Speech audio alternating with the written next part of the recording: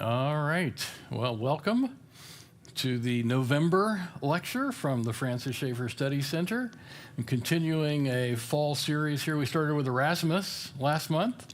We're going to do Calvin this month. And next month we'll do Theodore Beza, who is not nearly as famous as Erasmus or Calvin, but he is the successor to Calvin in Geneva. So he's something of Calvin's protege, and he has a pretty interesting personal history. So I think you'll enjoy that as well. John Calvin, 1509, 1564. I have a couple of portraits here. This is a Hans Holbein, and he apparently did sit for that. It's one of the only portraits he sat for. He didn't really want anybody to paint his picture, but he sat for that one. And he may have sat for that one. This is a woodcut that somebody did looking at that. We were talking about that before we started the lecture tonight. That was attributed to Titian for quite a long time, probably because it's got a caption in Italian at the bottom, but it's almost certainly not Titian. It's somebody doing his style, and it's a good artist. It's an interesting, if that is a true likeness of him later in life, he altered the style of his beard, which I suppose is possible. But yeah. This should be fun. I hope it'll be interesting for you.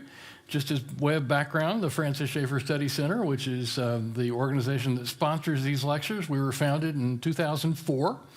So we're into our 21st year, and our mission is to promote a biblical worldview through the study of history, literature, and art. And it is named for the influential theologian and apologist Francis Schaeffer, obviously. In addition to sponsoring these public lectures, we offer a high school program, grades 8 through 12. It's built around an integrated chronological study of Western civilization. We begin with the ancient world in 9th grade, and we finish with the 21st century, and we're kind of sneaking into the 21st now in 12th grade. I am Rob Shearer, married now for 48 years. I have 12 children, 3 sons, 9 daughters, 22 grandchildren. So far, I don't think they're all done yet. I was trained as a historian, Davidson College and Stanford University. I've been a college professor. I've been a city manager. My wife and I have a publishing company where we publish not only our own stuff, it's not a vanity press, we also publish some other authors. And together with my wife, we are co-directors of the Francis Schaeffer Study Center. So, what's the most significant thing that you already know about John Calvin? Free will. Free will. Yeah, okay. Yeah, tulip. He never knew anything about tulip. That's an invention from about 80 years after he died. So you can look through the Institutes of the Christian Religion in vain. You will not find anything like the acronym from tulip. So if we want to talk about the history of Calvinism, then we need to talk about what happened in the century after he lived. But yeah, anything else other than free will? Geneva? Yeah. Okay. French. He is French, and not that many people know that. He is a Frenchman in exile. He had to flee France because the French king was persecuting Protestants. And some of his friends had been arrested.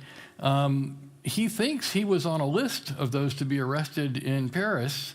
He was at the university. He was good friends with a gentleman who was the chancellor, who was definitely about to be arrested. And when they came into the university, the officials from the royal court, they broke into Calvin's rooms and searched and cataloged his books. So he may have been just, one jump ahead of that. And here's one of my interesting quotes. All whom the Lord has chosen and received into the society of his saints ought to prepare themselves for a life that is hard, difficult, and full of countless griefs. Cheerful fellow, isn't he? Yeah, well, he's not exactly a preacher of the prosperity gospel. He was trained to be a canon lawyer, and we don't know much about the details of his conversion, how he shifted from being a Roman Catholic. His father was actually a canon lawyer and had arranged for him to be appointed to several church offices in France, in his birthplace, town of Noyon. We have just a couple of clues. He never wrote an autobiography. He never really said very much, but in his preface to the commentary on the Psalms, there are these lines: God, by a sudden conversion, subdued and brought my mind to a teachable frame. Having thus received some taste and knowledge of true godliness, I was immediately inflamed with so intense a desire to make progress therein. And a few years before that, he had written a letter to a Catholic cardinal who was trying to win Geneva back to the Catholic cause. And he said there, about himself, I was plucked from the midst of superstitions, not by my own effort, but by heavenly intervention. So the events that he's describing, we think probably happened when he was 24, 1533. And in contrast to the word sudden there, the Latin word, I've forgotten what it actually was, but it doesn't actually mean a St. Paul knocked off your horse kind of experience. It's sort of an unexpected. And it seems as though that the unexpected conversion might have had a longer duration than just one moment of a flash of light. We'll see as we go through sort of what might have been that. Our sources for Calvin, well, we've got a lot. We've got a sort of an embarrassment of riches. 4,300 letters that he wrote that have been everybody collected and saved their letters from Calvin. So we have those. They've been collected and published. We have those autobiographical hints that I just showed you. We have the registers of the city council, because he was appointed by the city council in Geneva as the head of the company of pastors.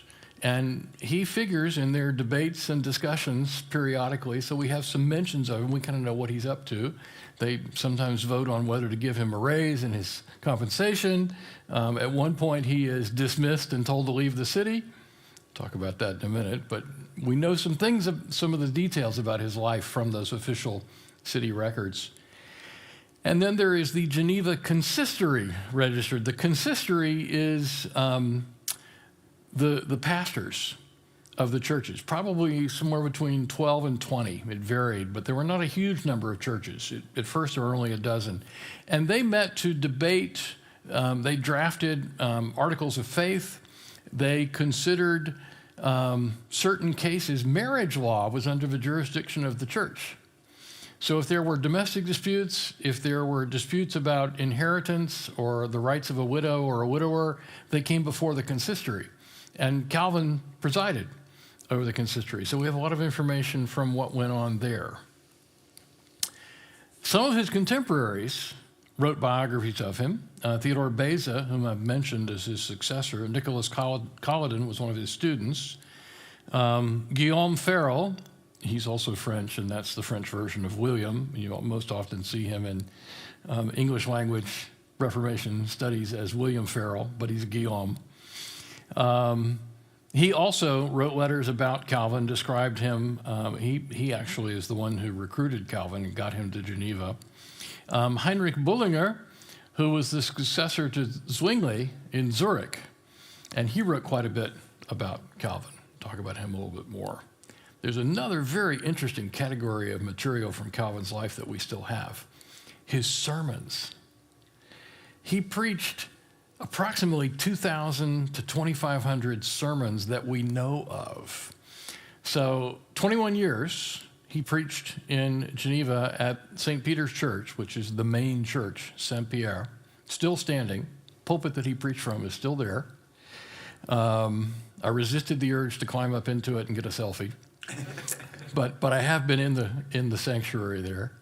100 sermons a year, so that's more than there are Sundays. And he wasn't just preaching twice on Sunday. There may be more like 3,000 or 4,000 sermons. We're not quite sure. The manuscripts are still sitting in the archives in Geneva. He had a kind of a rotation with other pastors. For 2 weeks, he would preach Sunday morning, then he'd have a theological discussion on Monday with anybody who wanted to come before work at 6 in the morning. And then he would preach Monday, Wednesday, and Thursday evenings. and lead a Bible study on Friday and then preach again on Sunday. And he'd do that for 2 weeks, and then he'd have 2 weeks off to prepare the next. So probably more like 4 sermons a week when he's on. Only a fraction of those sermons were published in his lifetime. There are manuscripts and transcriptions. They hired a secretary at one point who knew shorthand to transcribe the sermons, because a lot of times he's preaching from notes, not from a completely word-for-word drafted sermon. And those shorthand notes also exist. There have been about 1,000 published since 1600. The rest are still unedited and unpublished. There is scholarly work going on, but it's been slow. The last volume was actually in 2005, so it's been 20 years since there was any further publication of his sermons. And if there's any young historian listening or watching this lecture, this is a beautiful dissertation topic. It was suggested to me when I went to grad school that this might be one that I would be interested in. The problem is he preached in French, and my second language is German, not French.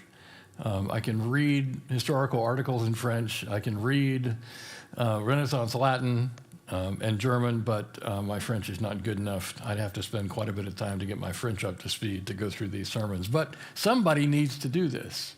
This is an outstanding, unfinished study of Calvin, and he is, above all, a pastor. So Calvin is pastor. There are a couple of books over here that actually approach that side of him, not as appreciated as it should be.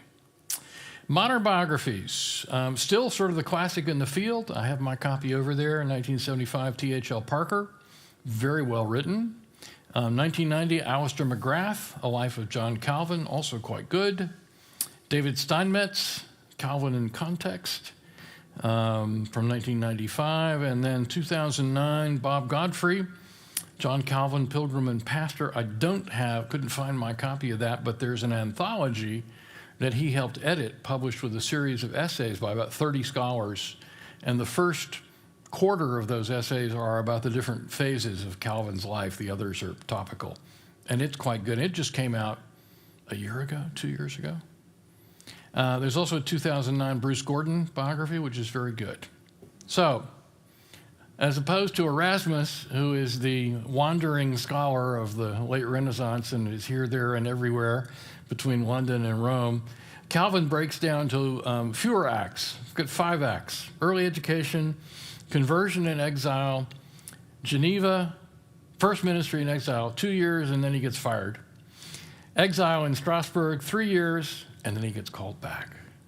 And when he's called back in 1541, it's for good.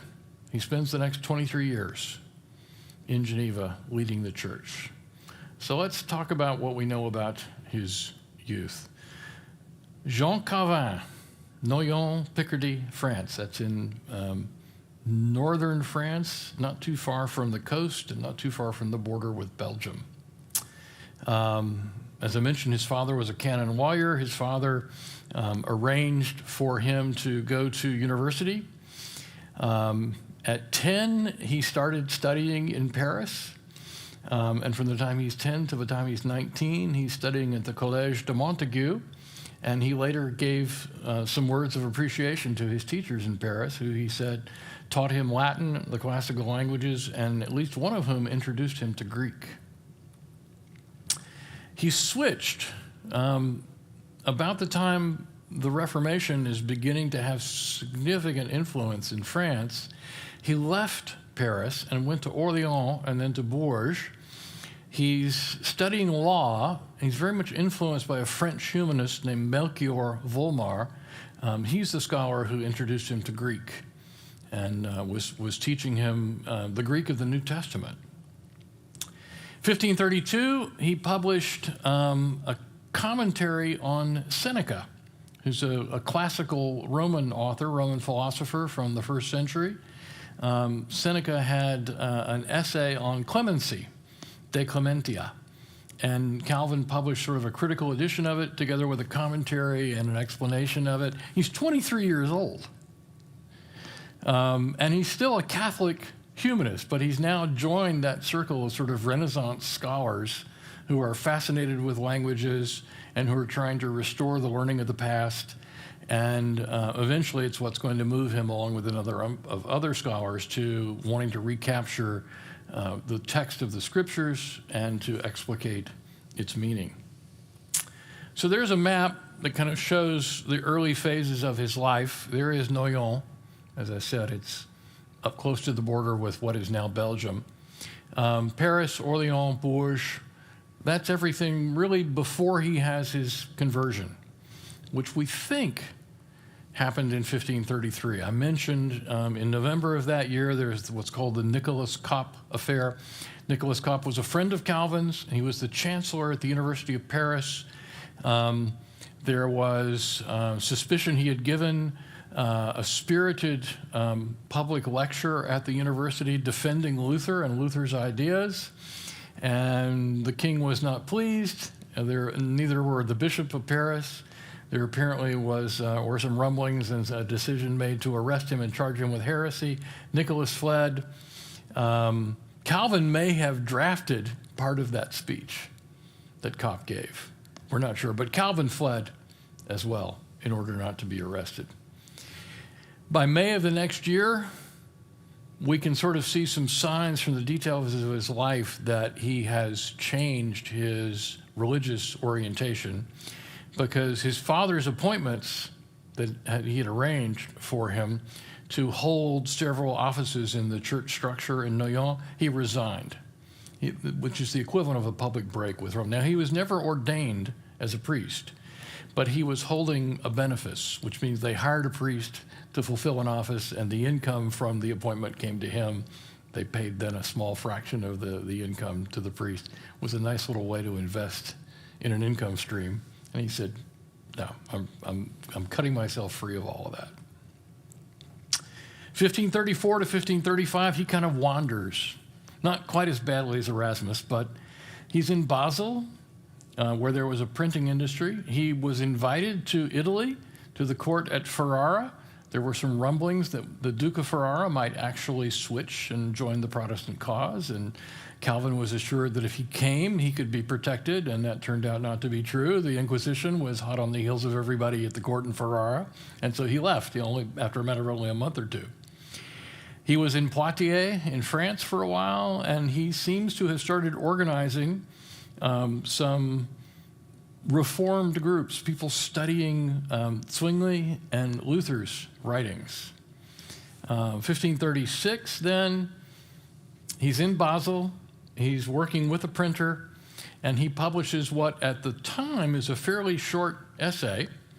It's only about 100 pages. I say that's an essay, but it's less than a monster 200 or 300 page theological work. It's 100 pages on the Institutes of the Christian Religion. And it is a book that is actually a commentary on the Nicene Creed. It goes through God the Father, Jesus the only begotten Son, the Holy Spirit, and the church. And in 100 pages, he tries to summarize sort of the consensus views of all of the reformers who have been influenced by Luther and Zwingli. And a copy made its way to Wittenberg. And Luther read it and gave it to Melanchthon and said, this guy's good. This guy is our kind of theologian. If he had been in the meeting I had with Zwingli, we would have reached an agreement. But yeah. And the Institutes, this little essay, was dedicated to the King of France, King Francis I. He's 27, and it makes him famous. I mean, it is written in Latin, so its target audience is a scholar community throughout Europe. And all of the other reformers kind of look over and go, who is this new kid on the block? He's pretty good. But he's a scholar. He's been working in the languages. He's been reading some of the ancient authors. He's been perfecting his Latin style. He's been learning Greek. He's been working with a printer in Basel. He's editing some other editions for him. And he's like, I want a quiet, scholarly life. So yeah, there we go. Paris and Orleans. There we go. There's leaving France. So I mentioned Poitiers, Angoulême, Nerac, only there for a little time, but Strasbourg and Basel become the places that he goes to, and they are both German cities at the time. Strasbourg is now in France, but it wasn't then. It's a German city. It was a German imperial city then, as is Basel's on the right on the border between Germany and Switzerland, right where the Rhine makes its 90-degree bend and begins to flow north. There's a little brief sojourn to Italy, to Ferrara. He goes back home to Lyon in 1537, and then he is trying to get back to Basel, where he has a job with a printing press. And he's trying to get back to Basel, but he can't go this route. This is the route to Strasbourg and then up the Rhine, because the King of France and the German Emperor, Charles V, are about to go to war. And there is a massive army of the Holy Roman Emperor that's along the French border there, and a massive army from the King of France that is along the border there. So he's like, okay, I can't cross the front lines of where this major battle is about to be. I don't want to pass through the French army, cross the lines, and then try and pass through the German army. I will go south to Lyon and then Geneva and come up through the Swiss cantons to get back to Basel. And while he's in Basel, he's actually just staying at an inn. He's like, I'm just going to stop overnight trying to get back to my job. And Guillaume Farel is also French, and he's been trying to reform the church in Geneva. And he finds out, hey, that kid who wrote the Institutes, he's in town. He's staying at the inn. And Farel goes, oh, I got to get him to come help me. I got to get him to stay here. So Farel goes to the inn, finds Calvin, and says, please, would you join me here in Geneva and help me reform the church here? They had just thrown the bishop out. Geneva had been a bishopric. It had been ruled by the bishop. And they had run the bishop off because he was notoriously corrupt and immoral. And the city council is now trying to rule the city, but they don't really know what they're doing yet. And the churches are in an uproar, and some are Catholic and some are Protestant. And Farel is trying to get everything organized and uniform, create a confession of faith for the churches in the city and get the city council to approve it. And he says, Calvin, Jean Calvin, come help me. You got to stay here with me. And Calvin demurs. He says, this is not for me. He said, I am a scholar. I want to go back to Basel and go back to writing and working with the printer there. I'm working on several other books as an editor. It's good money, it's secure, it's quiet. All I want is a quiet, scholarly life. And Farel's response is, Monsieur Calvin, if you do not stay in Geneva and help me reform the church here, God will curse your quiet, scholarly life. And Calvin's like, oh, okay, I guess I have to stay. So he stays. The city council appoints him as a lecturer in scripture. He's not a citizen of the city. He has no right to vote. And he's got some modest fee, and he and Farel are trying to work things out and trying to draw up a confession of faith.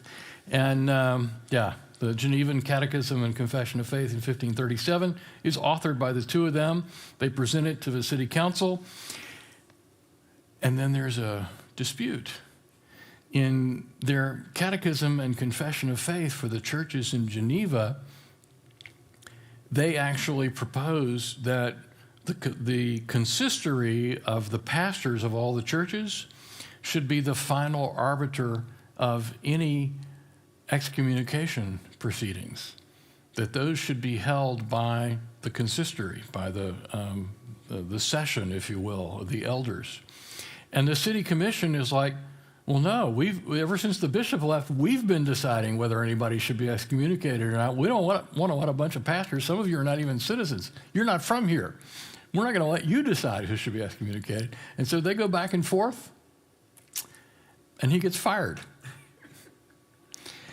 Yeah, they clashed with the city council over church discipline. So he's only there for 2 years, just a little shy of 2 years, when he's dismissed and told to leave the city, along with Farel. And Farel never comes back. He's 29, and he's like, okay, That was an interesting interlude.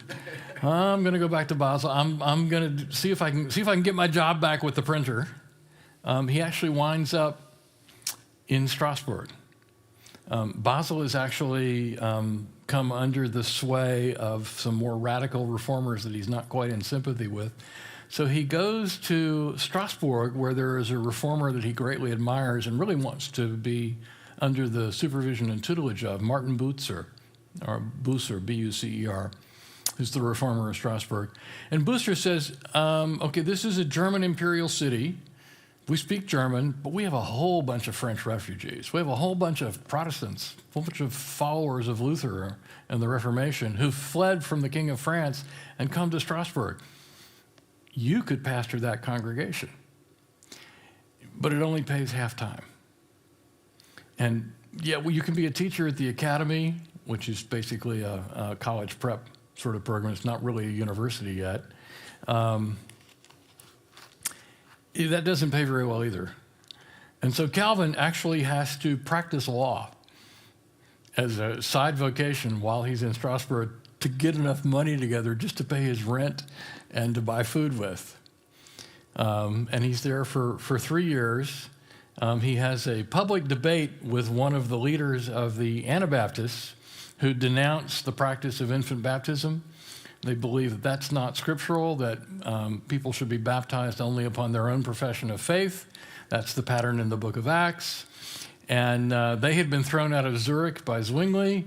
They're continuing to advocate. They had gotten tarred with the radical nature of the peasant rebellions, because the Mennonites, or the Mennonites, the Anabaptists who participated in all of that. So he debates a Monsieur de Bure on the topic of infant baptism. Bucer never persecutes Anabaptists in Strasbourg. He believes one ought to tolerate them and try and win them over by argument. So Calvin has this argument. Well, Monsieur de Bure died shortly after their debate, and Calvin married his widow. Apparently, he converted her.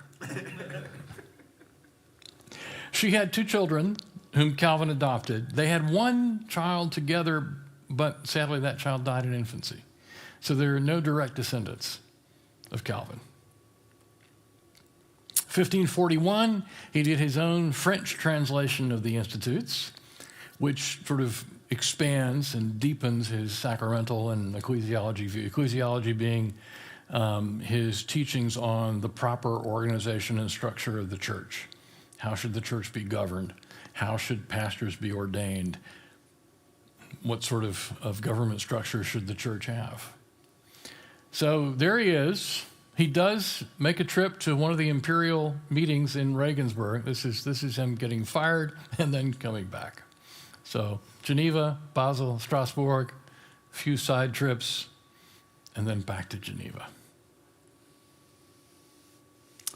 And this is where we get into his mature ministry. He's recalled to Geneva. Again, he drafts an ecclesiastical ordinance, which is how should the church be governed. He says pastors, doctors. By doctor, this is the old Latin meaning of the word one who teaches. Docere is the Latin for to teach. So a doctor of theology is a teacher of theology. Pastors, doctors, elders, and deacons are the offices that he established.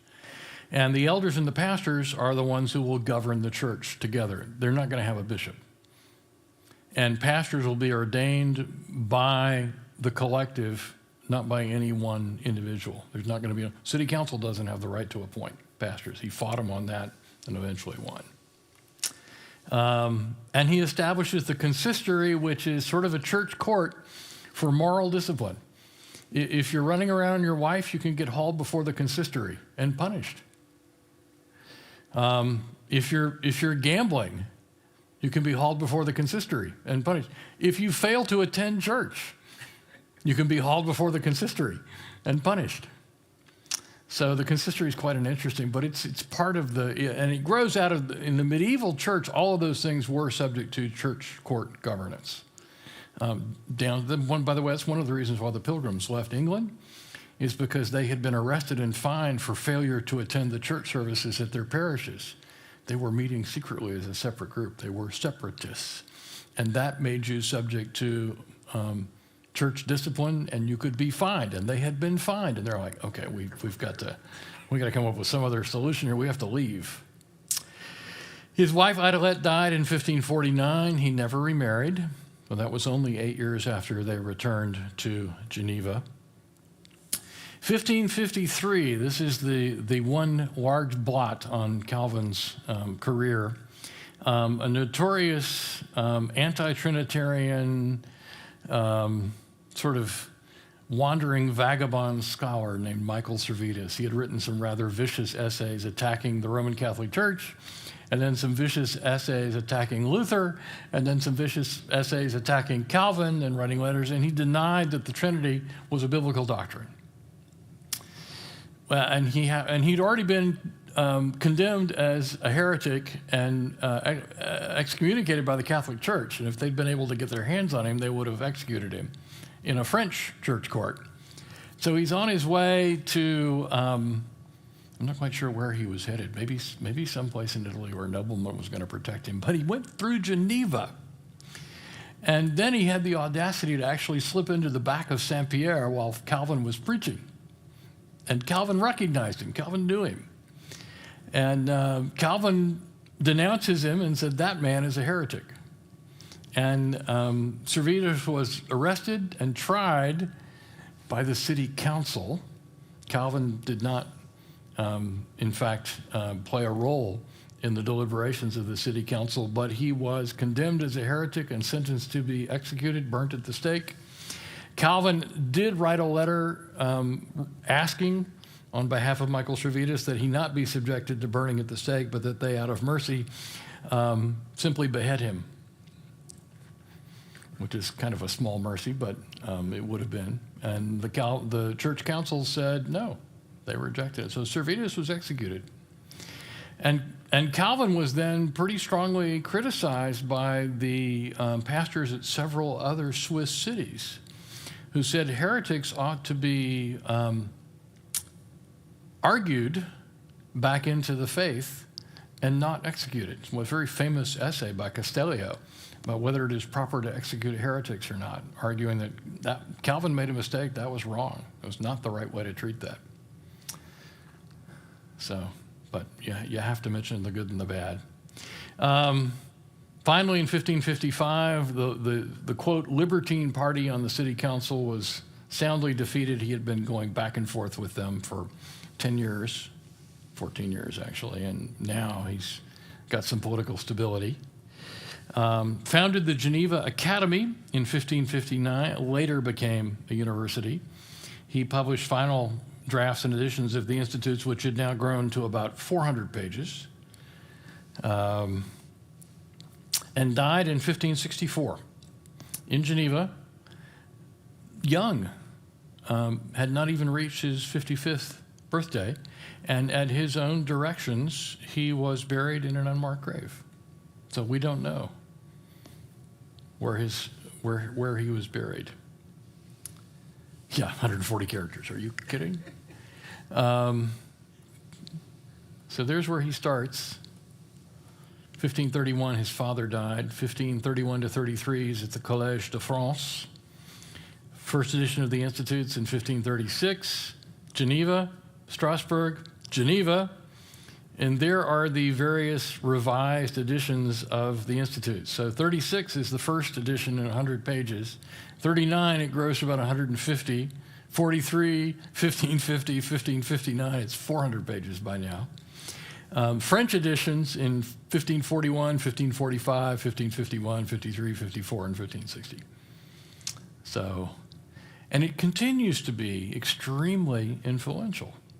And as I say, it is systematic theology not organized in an Aristotelian or a logical outline. It is a commentary on the Nicene Creed. And those are the topics and the way he has organized the Institutes. Geneva, by the time of his death, had grown to be the leading city of the Protestant world. It had eclipsed Wittenberg as the city that everybody looked to for leadership for the Protestant cause. It had almost doubled in population between 1550 and 1560.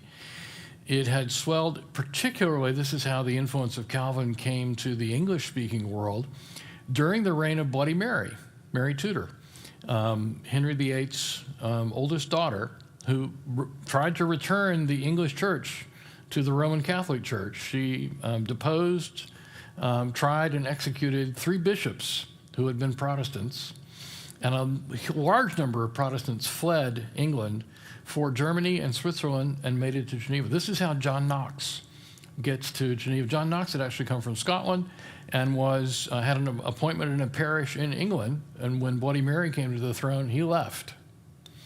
Wound up in Geneva, where he stayed for 4 or 5 years. So John Fox, Fox's Book of Martyrs, which is an account of those Protestants who were executed by Mary, it was written and published in Geneva. And 1560, the Geneva Bible, people sometimes wonder, why is the English Bible that the Puritans liked so much, why is it called the Geneva Bible? Well, because the English Protestants, their intellectual capital during the reign of Mary Tudor was in Geneva. So this is the English Bible published in Geneva that became the standard for the Puritan world up until the publication of the King James. And the King James does not differ very much from this. The reason James authorized a new translation, because he didn't like this. This was the Bible that was used by the Protestants in Scotland and in England all through the 1560s, 70s, 80s, 90s. Elizabeth tolerated it. She actually gave a license. I've got 2 other editions here. So this is the first edition, 1560 in Geneva. This is a second printing, 1562 Geneva. These are single pages, but you can see the size, and the printers in Geneva got very good very quickly. This is then a 1597 edition of the Geneva Bible that was published in London with Queen Elizabeth's approval. So they had permission to do this. James didn't like any of these because of the marginal notes.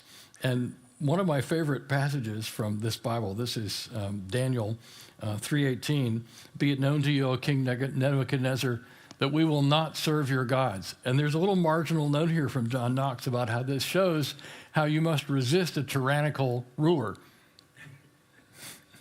And King James goes, no. I want a new translation of the Bible. You can use the best Greek manuscripts you can find. You can refer to previous English versions for guidance, but no marginal notes. None. Nada. And that's how we got the King James Bible. It's not really very different at all. It's 95% word for word, identical with the Geneva. When the Pilgrims came across to Massachusetts and Plymouth, and they're separatists, they're English Protestants, they brought Bibles with them. They are 10 years after the publication of the King James Bible, which they didn't care for. They brought the Geneva Bible with them to Plymouth. Just give you a bit of a taste here, a bit of an outline of the institutes. This is from Book 4, which is on civil government, church government and civil government.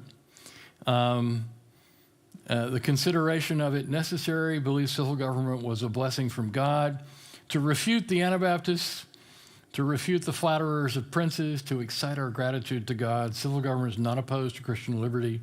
Civil government to be distinguished from the spiritual kingdom of Christ. Yeah, so the objections of the Anabaptists rejected civil government. They thought civil government was ungodly, and they refused to serve in civil government. And Calvin says, no, civil government is not unworthy of a Christian man. That's the Anabaptists. The answer confirm of laws, of magistrates, of the people, the office of magistrates approved by God. They are called gods. They are ordained by the wisdom of God, examples of pious magistrates. He's very careful, very thorough, very studious, and just has the Bible at his fingertips because he has read it and studied it now for his whole life. The lawfulness of war.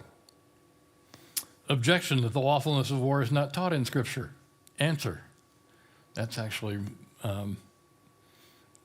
that's structured quite a bit like Aquinas in the Summa Theologica. Aquinas always presents the strongest argument against his position first and then gives his answer. The right of exacting tribute and raising revenues, of laws, their necessity and utility, how far litigation is lawful. He'd been a lawyer. He knew his way around that. Again, refutation of the Anabaptists. He kind of has a bee in his bonnet on that, who condemn all judicial proceedings. The Anabaptists won't take anybody to court. Objection that Christ forbids us to resist evil, and his answer. So, yeah. Objection that Paul condemns lawsuits, absolutely, and his answer. Of the respect and obedience due to magistrates, same subject. How far submission is due to tyrants? Well, he's in an independent city-state, part of the Swiss Confederation. The French king is persecuting Protestants in France. The emperor in Germany is persecuting Protestants in Germany. They've just gotten over an episode of the persecution of Protestants in England. And so he defends the right of resistance against tyrants. But he says it does not reside with private individuals. He said, but magistrates exist in a hierarchy. And a magistrate, according to Romans, the function of a magistrate is to restrain sin and punish evildoers. In other words, according to Calvin, to protect those under his care, to keep them safe from evildoers and wickedness. So a magistrate has an obligation from God, ordained by God, described by Paul in the letter of Romans. He says the magistrate bears a sword for a reason, to restrain sin and punish evildoers. Calvin extends that idea then and says not only do they have an obligation to restrain sin and punish evildoers among their flock, among the people whom they have jurisdiction over, but if there is a magistrate above them who begins to oppress and act as a tyrant towards the people who are under the magistrate's authority, he not only has the right to resist that tyranny from above, he has an obligation to resist that tyranny from above because it's part of his duty to protect those under his jurisdiction. So it's the right of resistance to magistrates, but not a right of rebellion to private individuals. And that thought informs English political history in the 1600s when Parliament raises an army and fights a civil war with the King of England, and then overthrows James in the Glorious Revolution in 1688, and the same writers and the same intellectual currents that come from Calvin's institutes then informs the American founding fathers. This idea of the right of magistrates to resist tyranny, because the American Revolution is not a popular rebellion. It's not a peasants' war or a people's rebellion. The American Revolution is led by the elected members of the colonial legislatures. And they say, we are magistrates elected and installed in our offices with certain powers and responsibilities that derive ultimately from God, and we have an obligation to protect those under our care. And the king, who is above us, is exercising tyranny over those below us, whom we are supposed to protect. Therefore, we have the right to resist the tyranny of the King of England. So we don't think any individual could take up arms and lead a popular rebellion by just random citizens. But if the magistrates, if the colonial legislatures authorize resistance, then everybody can join under their leadership. So in many ways, Calvin is the author of the American Revolution. By 1562, there were approximately 2 million Huguenots in France. Huguenot is a French Protestant. And you see the red dots are roughly their distribution. They were never very successful in Paris, but especially in the South and the West. They had cities and congregations and militias and certain noblemen in certain regions of France who protected them and supported them. Calvin's followers became very influential in the Netherlands, and in Scotland, and then, oddly enough, around Worms in Germany and in Poland, and actually parts of Hungary. There are still remnants of those Reformed, Presbyterian, Calvinist congregations in Central Europe that go all the way back to the late 1500s, parts of Poland and Bohemia. In fact, some of the revolutions of 1989 were led by churchmen, especially in Hungary and Romania, who were not necessarily, they weren't Catholic priests, although in Poland, of course, Solidarność was part of the Catholic network, but it was the Reformed pastors in Hungary who became sort of the focus of the resistance to the tyranny of the communist governments there. So Calvin's life and his theological influence continue. In addition to the Institutes, he also wrote commentaries on many books of the Old Testament and New Testament. His prescriptions for church government, the consistory model, which became the Presbyterian, ruled by a session of elders in a local church, and in a region by a synod of pastors who govern the pastors.